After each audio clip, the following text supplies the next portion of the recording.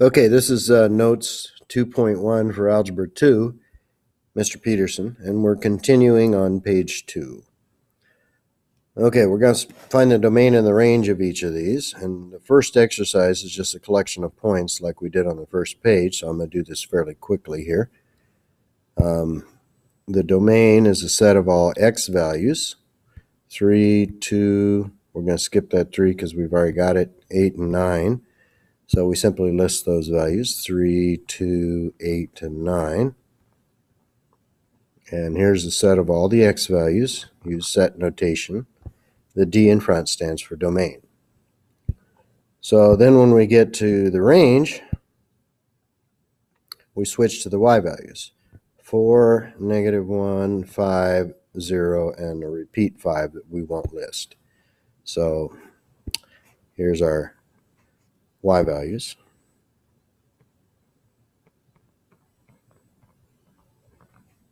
And we just simply list them, and there's the x and y values listed.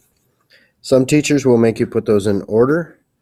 Other than copying the style that I have here with all the brackets and everything, I don't require that you put them in order. Okay, on this next one here, we literally have millions and millions of x values on this parabola. And millions going to the left of 2. So if you think of this arrowhead up at the top here, that means it goes forever up. It also means it goes forever to the right. The other side, that arrowhead means it goes forever to the left and up. So this parabola stretches forever to the right and forever to the left with no breaks. So the x values on that parabola, there's an infinite number of them and we can't list them. What we do instead is describe them, all real numbers. And if you just put a double backed R there, you'll be in good shape. Now, the next R doesn't stand for all real numbers. It doesn't have that double back on it. It's the range. And if we look at the range, I'm going to switch to an pink color here. The y values do go up forever, but they don't go down forever. The lowest it gets is -4 before it takes back off, going upwards again. So it's the numbers, the y values are all bigger than -4, and you just write it that way. So we have a range of y greater than or equal to -4. Okay, this next one here, we're going to start with the domain. So you'll see me trace this thing going from left to right. It starts at -3 and goes over to the right until it stops at 12. So we have x values continuously between -3 and 12. You just write it with in between notation. The x values are between -3 and 12. Now switch gears. We're going to look at the range. And for the range, we're going to think about the up and down part. Okay, the lowest this gets is -4, and it goes up, up, up, and then takes a brief dip before finally ending up at a maximum height of 5. So the y values are all sandwiched between -4 and +5. You may notice that I was looking at the y values that time. Up and down, the lowest it goes is -4, and the highest it goes is 5. So there's your domain and range on that one. All right, let's get the domain and the range going on this ellipse over here. In the case of the domain, this thing starts over here at -2 and goes as far to the right as 8 before doubling back. So everything between -2 and 8 is the domain.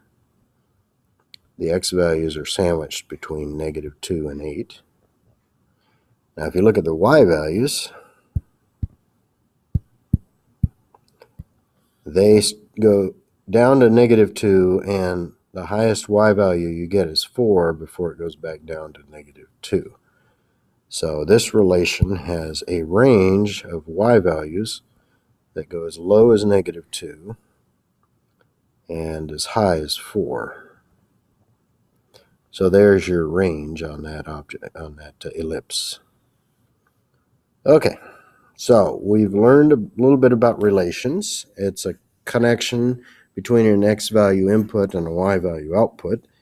For instance, $2 per slice will tell you how much it costs for a given number of pizza slices. But some relations have a unique characteristic. They're called functions.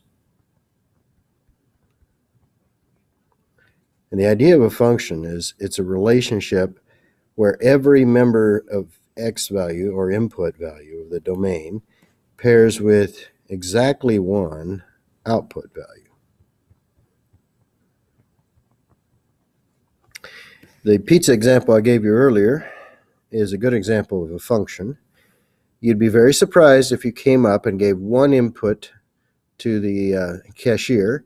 You would say, for instance, I would like 6 slices of pizza, and you'd be very surprised, in fact, justifiably so, if the cashier told you, well, that's going to be $12 or $15 or $21. They don't give you a variety of answers back. They give you a single definitive output value or answer.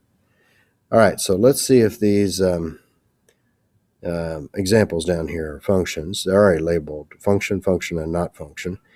But let's go ahead and finish these out. Okay, so the domain and range, I forgot to label there. You got to put that on your mapping diagrams. The first 4 input only goes with 0. That's good. The 5 only goes to 2. The 8 only goes to 0. And the -1 only goes to 7. So in every case, we have an input leading to a single unique answer, and this one is a function. So just write yes, and if you do FCN, I'll take it to mean the whole word function. Yes, that one's a function. Okay, we're going to do the mapping diagram for the middle example here. Go ahead and put D and R on it. And the first point here, right here on the left, is -2, 4. So -2 maps to 4. And then we have 0 mapping to 2, a 0 X value going to a 2 Y value. Then we have a 2 X value mapping to a 0 Y value. And this one's at location 4, 2. Oh, I don't want to double list it here, so I'm going to go like that. And then this one, the next one here is at 6, 4. So I'll put the 6 down, but the 4 is already listed over there. But we still obeyed the rule. Every input value was pointing at only one output value on the other side. So for instance, just to look at one example here, this 4 only got mapped to that 2. That's what makes it a function. Now, I'm going to show you 2 points on here that would make this one fail. What we have here is 9, 3, and 9, -3. So I'm going to just briefly show just that part of it. So I'm skipping a bunch here, and I get to 9 maps to 3, but 9 also maps to -3, and this one's not a function. Now, I took a shortcut there. I didn't show all the work, but I think it's easier for me to explain it if I just show the part that fails. Now, before we move on, you can tell that those 2 dots I highlighted that made it fail and made it not a function, they're vertically located right above each other. One's above the other one, and that'll lead us into page 3 of these notes. So keep in mind that it failed when there were 2 points above each other, in this case, the 2 pink ones here, and that'll kind of lead us into the next part of the notes.